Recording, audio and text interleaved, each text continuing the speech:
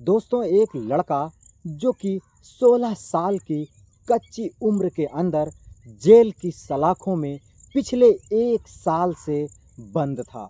दोस्तों, किसी तरीके से उसके रिश्तेदारों ने जब उसके ऊपर या उसकी ज़मानत के लिए कोर्ट में अर्ज़ी दी, तो उस लड़के को जेल से निकाल करके कोर्ट में हाजिर किया जाता है। दोस्तों, लड़के ने जब जज के सामने अपनी सफाई में अपनी पूरी कहानी जज के सामने प्रस्तुत कर दिया, तो उसे सुनने के बाद जज की आंखें नम हो गई और वो अपनी रुमाल से अपनी आंखें पोंछने लगते हैं। दोस्तों, जज के ही नहीं बल्कि वहाँ पर मौजूद जितने भी लोग होते हैं, उस 16 साल के लड़के की कहानी को सुनने के बाद वो सब लोग वहाँ पर रोने लगते हैं। दोस्तों, ये बहुत ही मज़ेदार कहानी है। इस कहानी को शुरू से लेकर अंत तक ज़रूर देखिएगा, जिससे आपको एक पता चलेगा कि कैसे बेगुनाह लोग भी जेल की सलाखों के पीछे अपनी ज़िंदगी बिता रहे हैं। नमस्कार दोस्तों, मेरा नाम है शिव भगवान। स्वागत करता हूँ एक और नई कहानी में। दोस्तों, कहानी शुरू करने से पहले मेरा आप लोगों से एक निवेदन है, इस वीडियो को लाइक कर दीजिए और इस चैनल को सब्सक्राइब कर लीजिए, जिससे मेरा हर वीडियो आप तक पहुंचता रहे। दोस्तों, ये कहानी शुरू होती है केरल से। दोस्तों, केरल में एक लड़का होता है जिसकी उम्र महज 14 साल होती है। दोस्तों, 14 साल की उम्र में वो लड़का एक प्राइवेट कंपनी में काम करता है। दोस्तों, यूँ कह लो वो प्राइवेट नौकरी कर रहा होता है। दोस्तों, प्राइवेट नौकरी वो 14 साल की उम्र में क्यों कर रहा है, इसके पीछे भी एक बहुत बड़ा कारण है। दोस्तों, उस लड़के के माता पिता दोनों हैं, लेकिन उसकी माता आँखों से दिव्यांग है, यानी कि उनकी आँखों से कुछ भी दिखाई नहीं देता है और वो अंधी है। और उसके पिता के हाथ पाँव दोनों काम नहीं करते हैं, यूँ कह लो कोई काम धंधा करने लायक नहीं है, बस अपना किसी तरीके से गुजर बसर कर सकते हैं। दोस्तों, माता पिता दोनों दिव्यांग हैं, दोनों अपाहिज हैं। इसी वजह से सारी जिम्मेदारी इस लड़के के ऊपर आ जाती है, जो अभी सिर्फ और सिर्फ 14 साल का है। दोस्तों, लड़के ने अपनी पढ़ाई को बंद करके प्राइवेट कंपनी में काम करना शुरू कर देता है, नौकरी करना शुरू कर देता है। दोस्तों, लड़के का नाम मनीष होता है और मनीष जो कि अपनी नौकरी के लिए साइकिल से घर से निकलता और नौकरी करके घर पर आता और अपने माता पिता की अच्छे से देखभाल किया करता।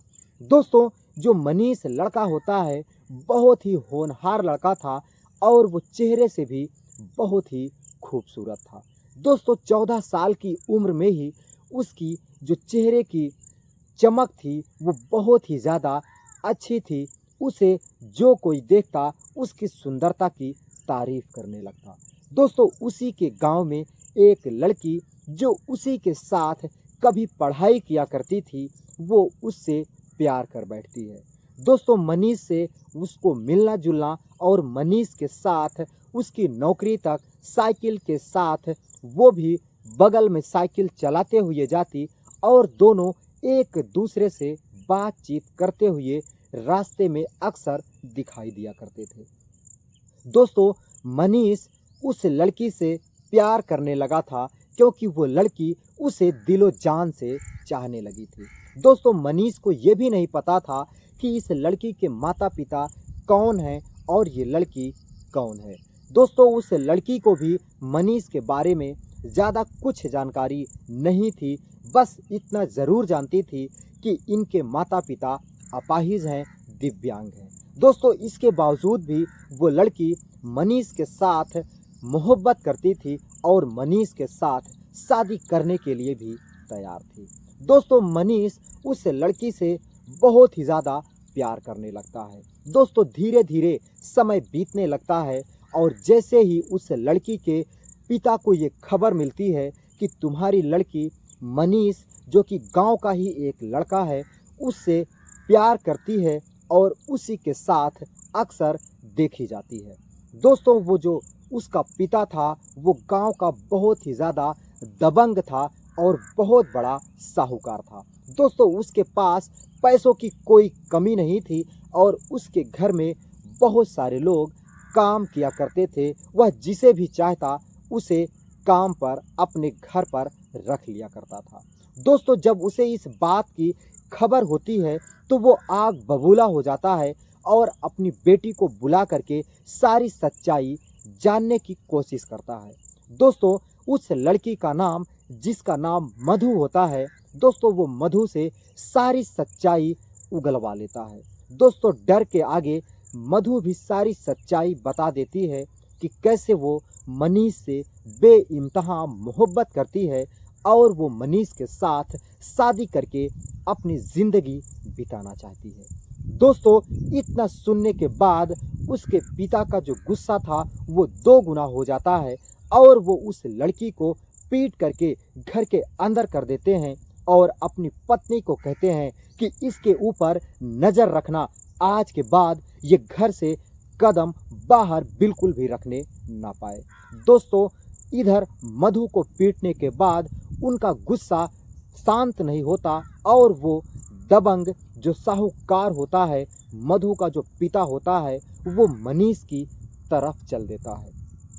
दोस्तों मनीष रास्ते से अपने घर पर लौट रहा था नौकरी को करके कि मैं चलूँगा घर पर अपने माता पिता की सेवा करूँगा। रास्ते में ही वो साहूकार मिल जाता है और मनीष को रोक लेता है और कहने लगता है कि मनीष तुम कहाँ पे काम करते हो, क्योंकि उसने जो प्लानिंग बनाया था वो उसी प्लानिंग के तहत मनीष को फंसाना चाह रहा था। दोस्तों वो सोच रहा था कि अगर मैंने कुछ किया तो पूरा गांव जानता है कि मेरी बेटी इस लड़के से प्यार करती है, तो मैं बुरे तरीके से फंस जाऊंगा।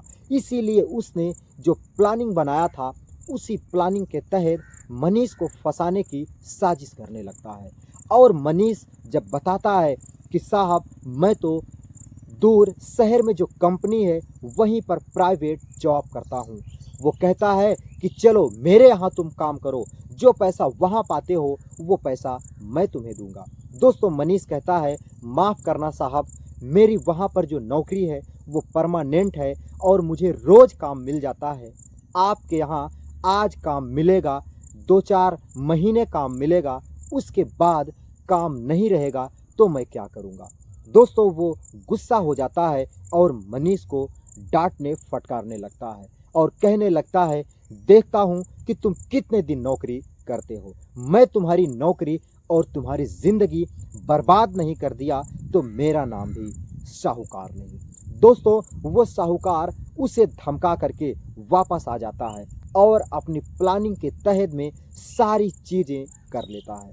दोस्तों उस साहूकार की जो प्लानिंग थी वो किसी व्यक्ति का मर्डर करना था। दोस्तों वो मर्डर अपने लोगों से करवा देता है और मर्डर करने के बाद उस व्यक्ति का जो बैग था वो मनीष के ही रास्ते पर फेंक देता है। दोस्तों मनीष उस दिन कुछ लेट हो जाता है, बारिश का महीना था, हल्की हल्की बारिश हो रही थी, चारों तरफ से बादल घिरे हुए थे, चारों तरफ से आसमान में बिजलियां कड़क रही थी और जो बिजलियों की लाइट थी वो ज़मीन पर कभी उजाला कर दिया करती थी और जैसे ही बिजली की चमक ख़त्म होती थी चारों तरफ सन्नाटा और अंधेरा छा जाता था। दोस्तों उसी अंधेरी रात में बारिश के हल्के हल्के रिमझिम से महीने में वो जो मनीष था अपने घर की तरफ आ रहा था, तभी रास्ते में हल्की सी बिजली चमकती है और उजाला होता है और बिजली की ही चमक में उसे रास्ते पर एक बैग पड़ा मिल जाता है। दोस्तों मनीष उस बैग को उठा लेता है और उसके अंदर देखने लगता है तो उसके अंदर कुछ कागजात उसे मिल जाते हैं।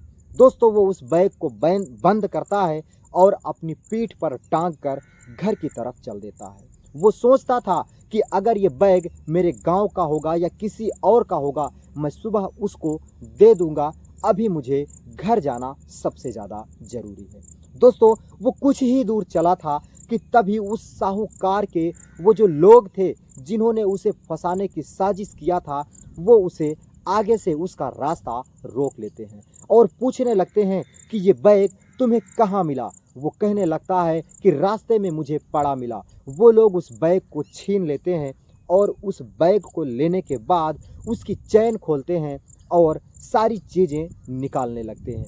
दोस्तों, सारी चीज़ें निकालने के बाद उसी बैग के अंदर से एक असलहा मिल जाता है, यानी कि एक बंदूक मिल जाती है, एक रिवॉल्वर मिल जाती है। दोस्तों, वो रिवॉल्वर देखने के बाद वो लोग कहने लगते हैं कि अभी अभी 10 मिनट पहले एक व्यक्ति की हत्या हो गई है, एक व्यक्ति का मर्डर हो गया है। जरूर वो मर्डर तुम्ही ने करके इस पिस्तौल को अपने बैग के अंदर छिपाना चाह रहे हो। वो गिड़गिड़ाने लगता है, रोने लगता है और उन लोगों से माफ़ी मांगने लगता है और कहने लगता है, मुझे माफ़ कर दो, मैंने ऐसा कोई काम नहीं किया, मैंने किसी का मर्डर नहीं किया। लेकिन वो लोग पुलिस को फ़ोन कर देते हैं और मौके पर पुलिस आ जाती है। दोस्तों, मौके पर जब पुलिस आती है और उस बैग को तलाशने लगती है और बैग में जब उन्हें रिवॉल्वर मिल जाती है और वो लड़के के पास बैग मिलता है, तो पुलिस उन्हें तुरंत मनीष को अरेस्ट कर लेती है और मनीष को ले जा कर के जेल की सलाखों के पीछे बंद कर देती है।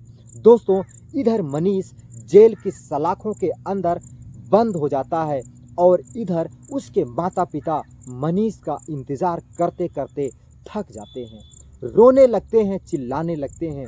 रात बीत जाती है, दिन बीत जाता है और न जाने कितनी रातें और कितने दिन बीत जाते हैं। दोस्तों, फिर हफ्तों बाद किसी ने उनके माता पिता को खबर दिया कि मनीष मर्डर के केस में जेल की सलाखों के अंदर हो गया है। दोस्तों, इतना सुनने के बाद उनके माता पिता के ऊपर मानो पहाड़ टूट पड़ा और उसकी माता धीरे धीरे, खाना पानी तो पहले ही छोड़ चुकी थी, आने वाले 2 से 4 दिन के भीतर ही अपने दम को तोड़ देती है और इस दुनिया को छोड़ करके भगवान को प्यारी हो जाती है। दोस्तों, फिर क्या उसका दिव्यांग पिता क्या करता, वो भी दाना पानी छोड़ देता है और आने वाले हफ्तों के अंदर ही वो भी इस दुनिया को छोड़ करके भगवान को प्यारा हो जाता है। दोस्तों, वही मनीष जो अपने माता पिता की हमेशा से बहुत ही ज़्यादा देखभाल किया करता था,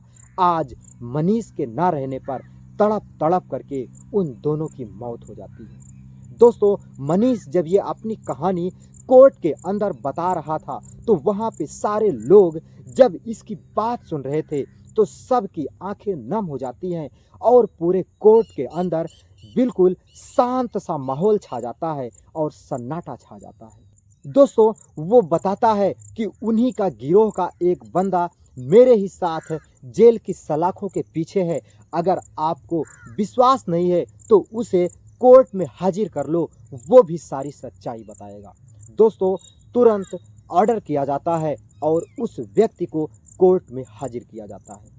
दोस्तों, जैसे ही वो व्यक्ति आता है और जज के सामने रोने चिल्लाने लगता है और कहने लगता है कि जज साहब, इसमें मनीष की कोई गलती नहीं है और ना ही मैं ही गुनहगार हूँ। हालांकि मैंने इस व्यक्ति के साथ, इस बड़े साहूकार के साथ काम किया था, कई साल काम किया था, लेकिन जब मुझे लगा कि ऐसी जिल्लत भरी ज़िंदगी से बाहर आना चाहिए और अपनी ज़िंदगी अपने तरीके से जीना चाहिए, तब ये मुझे झूठे मर्डर के केस में फंसा देता है और वही हुआ है मनीष के साथ।